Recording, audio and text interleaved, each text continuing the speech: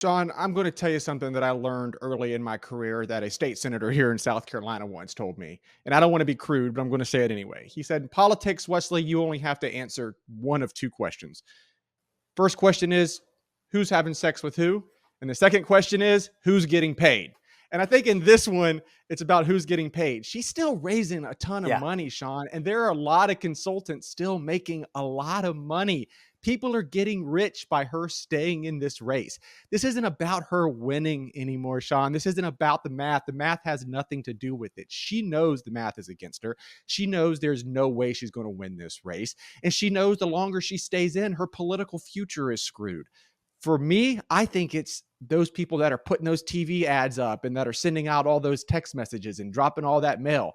People are making a lot of money from Nikki Haley staying in this race, man. And I think it's all about them if you want to know the truth. Yeah, I've said this before. You're right.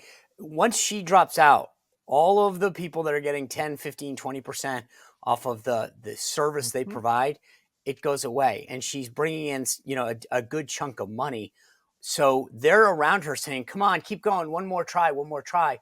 But this is the thing that I can't answer. I've been doing this for 30 years, right? What I There's no 2028, there's no 2032. If she Mhm. was auditioning for CNN or MSNBC, that happened a while ago. Mhm. Professionally, I don't see how you go on a speaking tour and saying, "Hey guys, I overstayed my welcome. I showed you what a really good butt kicking looked like." I mean, Mhm. there's no. I just don't get. Aside from your point, is it truly is the consultant class that's keeping her in? I don't think it's just the consulting class. I think it's also her. Look, I've known Nikki Haley for a long time. When I met her, she was running a failed dress shop. Okay. This woman had never accomplished anything in her life. And now somehow she's living in a mansion on Kiowa Island, just I'm in Charleston, just down the road from here. This woman is now a millionaire. She goes from being a unsuccessful entrepreneur, gets elected to office, and somehow becomes a millionaire. And she's become a millionaire because by getting elected, she's been able to sit on a lot of boards that pay her a lot of money to show up for meetings, maybe like once a quarter. Okay. So in my eye, it's she's just trying to build her profile that she can probably go sit on corporate boards for the rest of her life, make millions and millions of dollars. So look, she's a cash cow for her own future and for all those consultants right now. So tonight, does she? I mean, she is sort of keeps talking about. I want to. She uses Super Tuesday as the benchmark. I need to go through Mhm. Super Tuesday. Is tonight the end of it for her, or does she make an excuse to go on? Do you think, if you had to guess? If I had to guess, I think she probably still goes on. I think this is not a rational mathematical decision for her. I think this is an irrational decision. I think she's got a lot of consultants behind her saying, stay in, Nikki, because every day she stays in, they're making hundreds of thousands of dollars, Sean. And I don't mean to beat a dead horse, but I truly believe every time she loses a state, she raises more money. Okay, she's raising a ton of cash from the the squishy Republicans that want to take out Donald Trump, from And the the Democrats. the folks, the swamp folks. I mean, look, we saw that the one place she won is the swamp. She's the queen of the swamp, and these people are continuing to fund her campaign and make a lot of people a lot of money. It's funny, there's a saying that a lot of us in DC have in politics, which is people can fail forward. You can literally lose Hmm. a race and do better, make money, etc. And I think that's right. This is the fail forward. To me, I think the tell is going to be when she comes out, right? So after New Hampshire, she came out and quote tried to like declare victory at like whatever it was 7:05, and it really pissed the Trump Yeah. people off.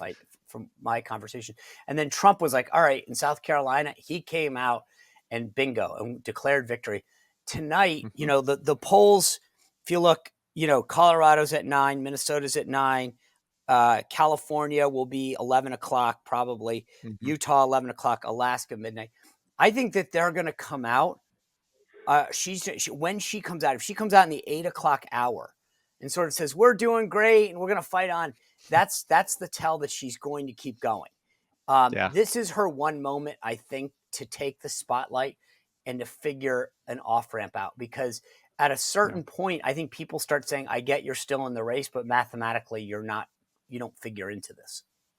Yeah. Again, like It's not a mathematical decision, Sean. If she's still raising money online all night long, we could see that kind of stuff But happening don't in you real think? time. But I guess my point is, at a certain point, that equation changes. People tonight looked I don't know. these donors that you're talking about and said, okay, Nikki, we'll fund you through the 15 states and one territory on Super Tuesday. There's 874 delegates at stake.